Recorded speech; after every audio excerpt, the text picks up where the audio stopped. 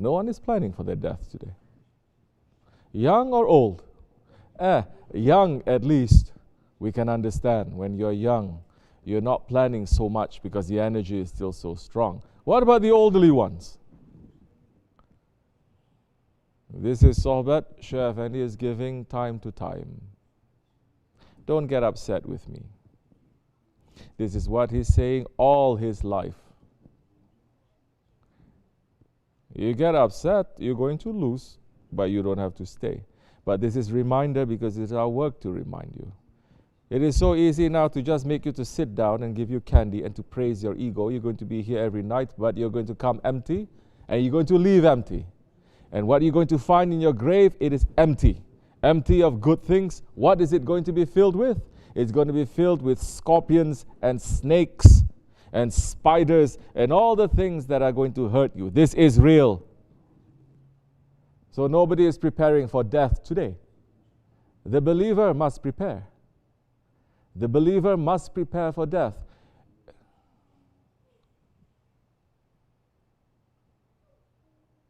Listen to Sohbat. This is important. If you want to play with your children, go to that room over there. It's not every day that you're going to listen to something like this. This is something that is for everyone. I've already said, when Sohbat is happening, there should not be any interruption. You have your children with you, make sure they're okay. Zikr and prayers and namaz and salah, they can do, they can scream, they can run around, that's okay. But Sohbat, no. That is not the time to show so much tenderness and love and care to each other and to make a distraction. Do you understand? You know this in dunya. You love your children so much. You understand people love their children so much. But you go to a cinema, you go to a theater to watch something, and you know how to curse inside if somebody brings their children inside. Correct? You know how to say, why he brings his children? Why, you don't have heart? I'm going to say, why? Why are you doing like that? Why are you being so mean? Let them. We have more respect to the theater, to the cinema, than we have to an association, to a holy association. We must wake up. And I'm speaking to those ones who are not listening.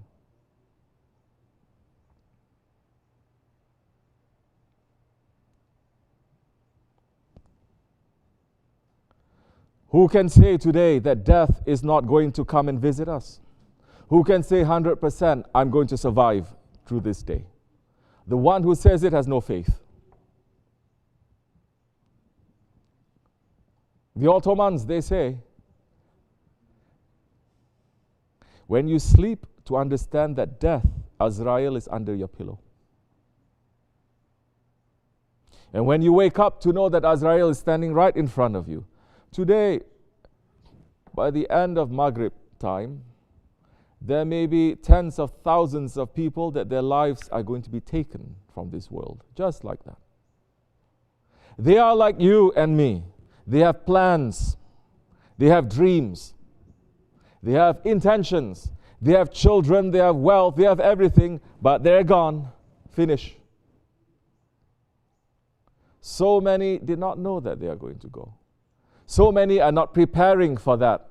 Tariqat is to make us to prepare. To be a dervish means that you are on the threshold. You're on the threshold. Threshold right at the final limit of this world and the next world. You are preparing for the next world because this world, it is batil. This world, it is not haq. This world is going to pass.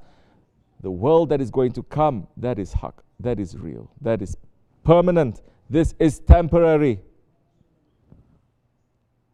Because you don't visit cemeteries no more. None of you. You don't visit cemeteries, you don't visit maqams. And when you are there, you're just entering into illusion and delusion. You're not understanding the reality of how much of a dangerous situation we are in. The prophets, they used to cry so much thinking about death and thinking about the grave. and thinking about the punishment.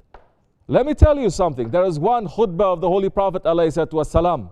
He came up there.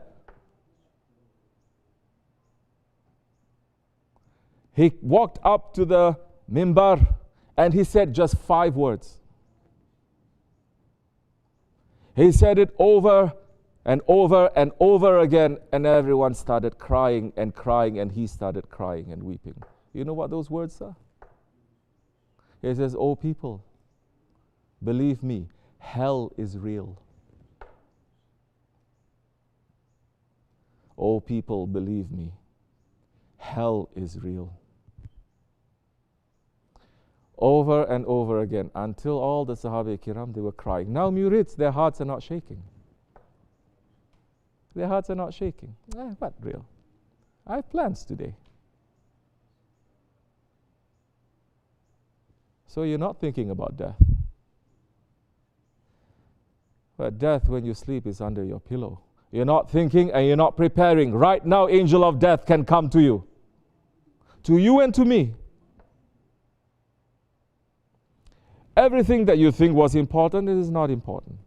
So many things that you think that they are not important, they are very important. Are you preparing for that? Oh, please, Hoja, don't speak about death. You're going to make us to feel so bad, so negative, so miserable with our lives. Good, you should be miserable because our lives are already miserable. Say that your life is filled with happiness. Happiness only comes with Allah, the creator of happiness. Happiness only comes with the Holy Prophet ﷺ, who has taken that happiness and giving to us. All other kinds of happiness, it is batil. All other kinds of happiness is going to lead you to more suffering and more misery. So nobody is thinking of death. Nobody is waking up to say, today I may die. I have to fix myself today. Today I may die. I may go and I may not come back. My breath may finish. Don't look, you are young, you're not going to. So many, they are young and they went before them. So many, they are healthy and they go. But these days, the ones 2 feet in the grave, they're not even thinking. So what are you sending to your graves today, if you know that this is a reality? That time you're going to fix so many things that you broke. First, I broke my relationship with Allah. When I turned my face from Him, I broke it. I must turn it back to Him. Astaghfirullah, Ya Rabbi. I am here. Forgive me. What? To say labbaik only in the time of the Hajj? Allah subhanahu wa ta'ala, Holy Prophet ﷺ is saying labbaik to us. When we ask Him, they say, I answer. Do they ever say, no, I'm not going to answer? I'm only going to answer in these days, these months, when I'm free. Every time Allah says, call on me and I will answer. Allah is calling on us. How are we answering? We only know how to be busy with each other, to eat each other, to fight with each other. We only know how to get upset if someone points us what our mistake is. You make a mistake. Someone points to you, you become upset to that one. What kind of an ego is this? What kind of shaitan has taken over?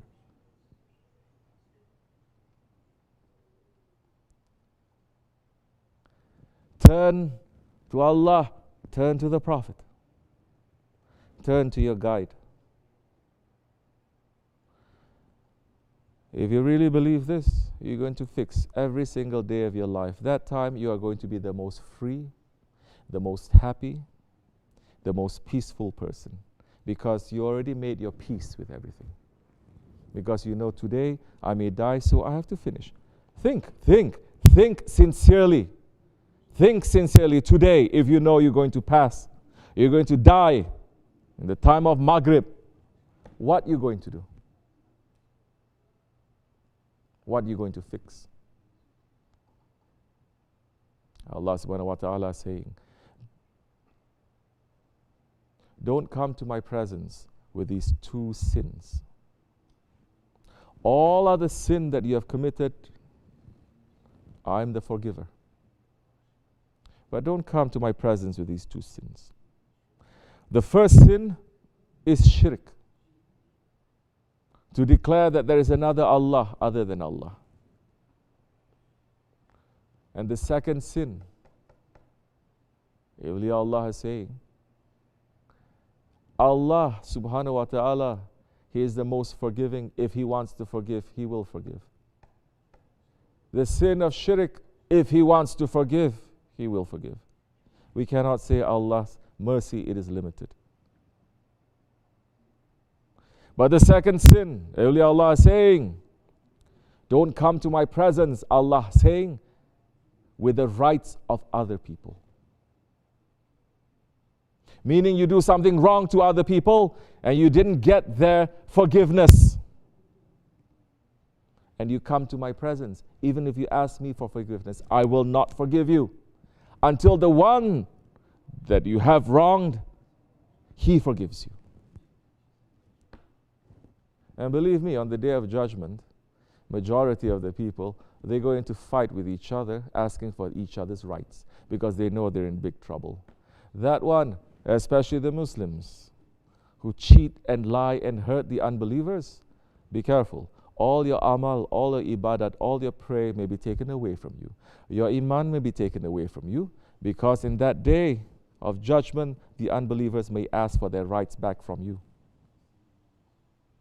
And they're going to ask for the highest one, not the lowest one, because they understand now you need that to enter to safety.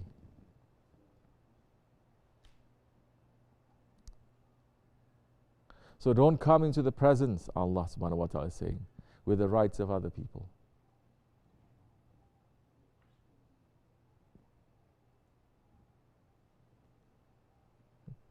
If you're thinking this, if you're thinking about death, which Holy Prophet saying, to think about death 40 times a day. Just to think about death 40 times a day, if you die that day, you will die as a shaheed. You will die as a martyr. You will not be questioned. Just to think about the death.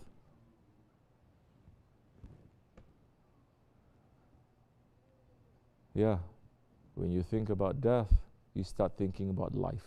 Then you start thinking about the good and the clean and the proper life.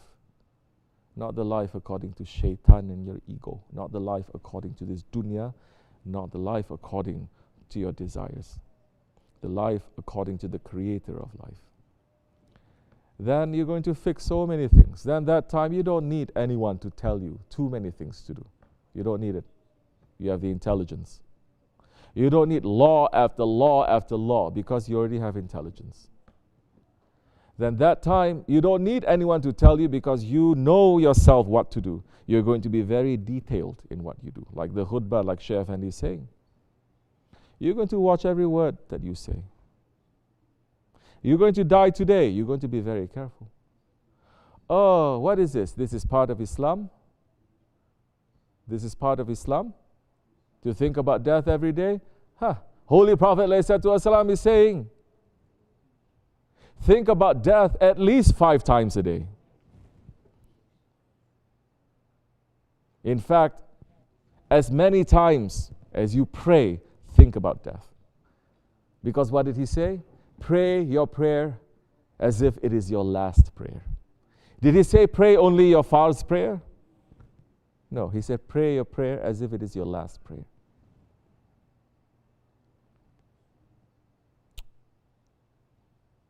This is important for us to understand, because otherwise, so many nonsense things we're going to pack into our lives that is just baggage. There's just clutter. There's just stuff that you don't need. You know, if I go to your houses, I open your storage rooms, you see boom, everything coming out, nothing is arranged. That is our life. Get rid of it. Get rid of that. When you get rid of all that clutter and all that mess, you feel very nice, very clean, very open. Then that time, you're inviting Allah subhanahu wa ta'ala to say, Ya Rabbi, I'm ready. Here I am.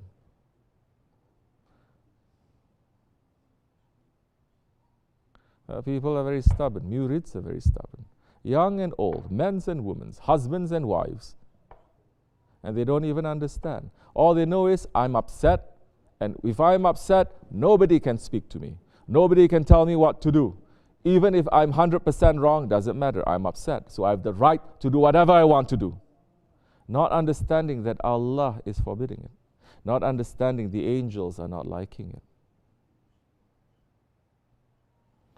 Where are you getting this kind of arrogance? You're not waking. You're here sitting, the sohbat, sitting and listening and making zikr over and over again. You're still not getting rid of it? You're not worried? We should be worried. Because at death it is real.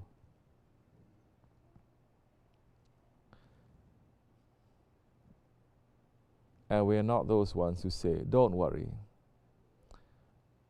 Do whatever you want. Our Shaykh is going to intercede for us. You don't like to pray? Don't pray. Do everything with love. That's not love, that's ego. That's laziness, by the way. Do anything you want, then later your Shaykh is going to save you. What kind of foolishness? What kind of spoiled, what kind of idiot behavior this is? You may do that if you believe in it. We're not going to stop you. But that is not the way of Sahib al-Saif. That is not the way of Sheikh Abdul Karim al-Kibrisi Rabbani. You like, you stay. You don't like, you may go. Anyone who doesn't like, you may go. You may go to any Jamaat, any Sheikh, any Imam that you like. And if you don't like it and you're going, it is very good. It's good for you, it's good for us too. Because we don't like people sitting down and there is doubts in their hearts. There is weakness. May Allah remove the doubts from our hearts and make us to be sincere. May Allah forgive me and bless you. Al-Fatiha.